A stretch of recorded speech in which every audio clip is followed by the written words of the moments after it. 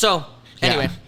There's a danger of a single story, and that's, I think, a lot of people when they think of Latinos in the United States, they have like this idea of what we are, but we are a complex people. We're not the same. Yeah, we're not a monolith. You know, and so you and I have very different experiences. You know, me growing up in West Texas, you growing up in Houston, and now we're here in Austin, right? Right. So it's completely different. So the complexities there, I would say, and understanding like the where food comes from, the ingredients, who picks that food for you, and as you're enjoying that food, right, are you giving props to like the immigrant labor, the migrant farm worker, but also the restaurant workers, and that's super important, you know. Yeah. Like you just, you know, for me, it's like you have to honor where that food comes from, right? And so, and then also like, you know, dig in. We always say that we use the tacos as a Trojan horse to understand communities and issues and all that.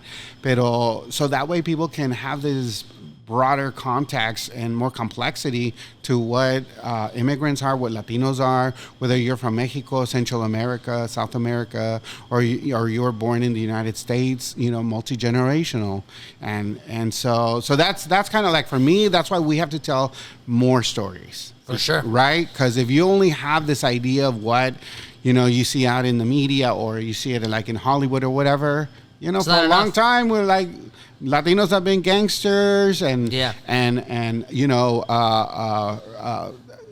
yard workers and all that. No, pero we're more than that. Yeah, shout out to John Leguizamo. He's been doing a great job. He's such a like a pioneer in like being a huge voice for that. For fighting against that trope of that Hollywood stereotype of Latinos, you know what I mean? So shout out to John. He's a dream guest for the pod for sure. So if you're listening to John, for sure, come down with a raza. Come down with a raza. Let's have a taco. You know what I'm saying? Let's say, you know, we can share some more stories. Yeah. So I was just watching this interview conversation with Mario Carbone. Do you know who that is? No, who's that? Mario Carbone is a really famous chef in New York City. Has, you know, his restaurant in New York is like a staple. All these famous and celebrities go there and stuff like that. Okay. Yeah. That comes to me. And like now he's got like restaurants all over the world. Sure. He's like American Italian, you know, restaurant or whatever, right? But there was something that stuck to me in this conversation, and he said that Mexican food is the most complex food. Something to don't butcher, don't come at me if I get it wrong, right? But something about the Mexican cuisine is the most complicated, and the Mexican chefs are like masters at their craft and this and that, right? And then he went on, like further along in that conversation, he talked about how it was so difficult, and I resonated with this because he's an Italian American.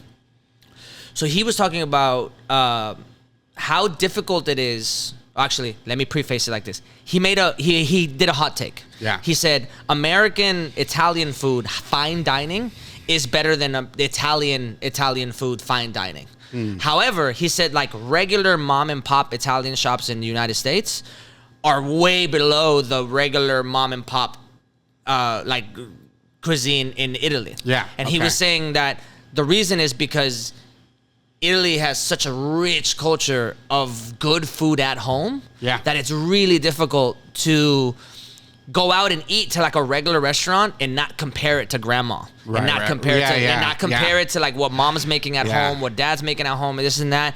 So fine dining wise, America all the way up here, it like Italy down here. But then like regular mom and pop Italian American is like way low, and then regular mom and pop is like just below the fine dining because everybody's such a great cook. The ingredients are so good. Everybody, totally. like, right? And I could not stop thinking about the fact that that's just like Mexico. It's so hard. Like whenever people come to me in the States and they're like, oh my God, this fine dining experience in this Mexico and this and that, I'm like, okay, let me try it. Yeah. And like rare rare that I go to like a fine dining Mexican restaurant and I'm like, this was incredible. Yeah. I'm often at a fine dining Mexican, like high-end Mexican restaurant or like a concept or whatever, and I'm like, I don't know, bro, but like my grandma could like fuck this up. Like this like my grandma's mole could just fuck this up hard, right? Yeah. So it just made me. It makes me like when I think about food and community, and Hispanics, Latino culture, we have such a rich foundation at home of like what it means to be communal, family oriented, and how much food revolves is at the centerpiece of that it's experience. The kitchen table, bro. The carne asada, el huevito en la mañana. Like just con chorizo, doesn't matter, dude. Like some salchicha, some jamón. Well, you know, doesn't matter. Go hard, bro. Homemade tortilla. Like there's something about that whole experience that I go to like a regular. It's hard, bro. It's hard. Like the taco experience could be really great when you go out there. Sure. Because there's some great taqueros. Yeah. Right? But I think for every Mexican, at least, I'm going to speak for Mexicans. Sure.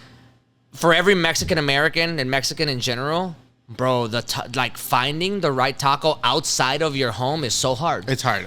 Because we're so particular and and our palate is so unique and it's so specific. Yeah. You know what I mean? Yeah. So, but I think that all of those experiences together, is an amalgamation of what our culture is, because we're so passionate about the fact that like, no. When I go outside, I'm trying to replicate what I get inside. Yeah. Totally. You know what I'm saying? Yeah. I'm not looking for an experience. Like when I go to an Italian restaurant here, I'm like, or any other restaurant, I'm like, I'm looking for an experience. Yeah. But whenever I go to like a Mexican restaurant, I'm like, can you match the experience that I go back home? We always do that. It's a completely different MO. You know what I mean? But what you're talking about is comida casera, right? And so that's the idea of like, you know, when we try to like what we grew up with is will always be in our, not only in our minds, in our palates, but in our hearts, in our corazones, because of who's making that. You know what I mean? And that's the connection.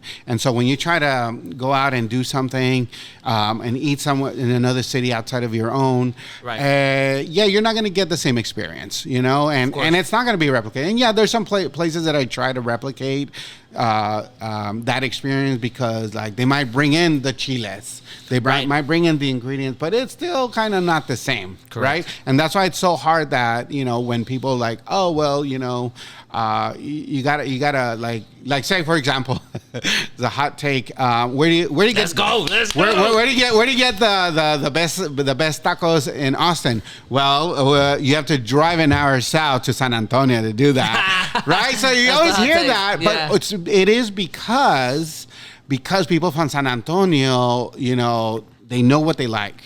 And they grew up with it, and that cannot get replicated in Austin. Authenticity right? is hard to replicate. And so for me too, like I moved here from El Paso, and I'm like, you know, working the restaurant industry, and then trying out some of the foods, and I'm like, well, you know, I'm used to like Mexicano food, right? And so I come over here, and it's like a lot of Tex-Mex, and I love it now, pero back then I was like, well, what is this watered down Mexican food? Yeah. Most of the time, it's a hard pass on Tex-Mex for me.